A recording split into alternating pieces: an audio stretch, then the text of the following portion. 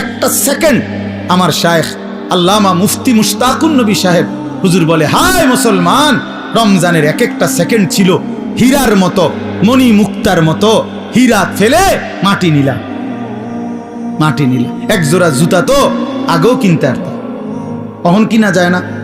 কথা বলেন না কেন? এখন বাজারে তো কোনো জুতা নাই, এখন বাজারে তো কোনো থ্রি পিস নাই, এখন বাজারে তো কোনো গহনা নাই, কিছু নাই বাজারে এখন। তো তাইলে এখন কিনা যায় না? এখন কিনা যায় না?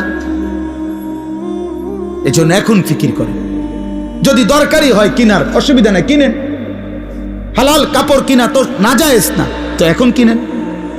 এখন আমি গতকালকে আমার পুরা ফ্যামিলির যার যা কাপড় পাঞ্জাবি, আমার আত্মীয় স্বজন ভাই বেরাদরদের মধ্যে এবং আত্মীয় স্বজনের মধ্যে যাদের যা কাপড় দরকার বিবি লিস্ট করে দিছে, একসাথে গতকালকে ঢাকা থেকে 27,000 টাকার কাপড় সব কিনা লাইছে।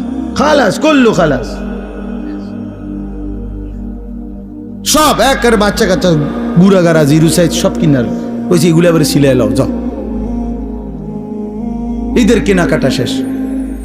বুঝাইতে চাইলাম ইচ্ছে করলে সম্ভব কিনা বলেন, ইচ্ছে করলে সম্ভব কিনা? না, আমাদের বয়স্করা বাবারা স্বামীরা বেডিতে রে বাজারে পুরা ডাইরেক্ট বন্দুক দিয়া দেয়, যা তোরে ছাড়িয়ে দিলাম। প্রত্যেক দিন বাজারে যাইবে, আজগা জুতা, কালকা শার্ট, পরশু জামা, একটা একটা করে কাপড় কিনতে, একটা একটা জুতা কিনতে মহিলা বাজারে বাজারে ঘুরে। রাহা রমজান তাইলে কার জন্য?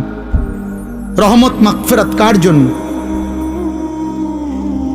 নাজাত কার জন্য বলেন? কার জন্য? কার জন্য বলেন? আহা, আফসোসের বিষয়।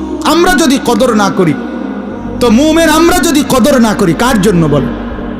ইনসাফ করে বলেন, ইনসাফ করে বলেন। মাহে রমজান তাহলে কার জন্য? আমাদের জন্য না? কথা বলেন না কেন? আমাদের জন্য কিনা বলেন? অতএব দয়া করে বুঝতে শিখেন। আল্লাহ তাআলা বলছেন, ইয়া আইয়ুহাল্লাযীনা আমানু কুতিবা আলাইকুমুস সিয়াম কামা কুতিবা আলাল্লাযীনা মিন ক্বাবলিকুম লাআল্লাকুম তাত্তাকুন। আল্লাহ তাআলা বলেন, হে ঈমানদারগণ, তোমাদের উপরে রোজা ফরজ করা হলো যেমনটা তোমাদের পূর্ববর্তীদের উপরে ফরজ করা হয়েছিল। কেন?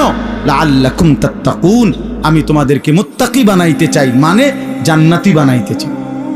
তাহলে রমজানকে কদর করলে কি মিলবে? জান্নাত মিলবে। বলেন না কি মিলবে? আবার বলেন কি মিলবে? জান্নাত। এই জন্য নওজোয়ান, কিশোর, তরুণ, বয়স্ক, বাবা সবাই মিলে সিদ্ধান্ত নেন, ইনশাআল্লাহ এবারের রমজান হোক পরিবর্তনের রমজান। বলেন ইনশাআল্লাহ, বলেন ইনশাআল্লাহ।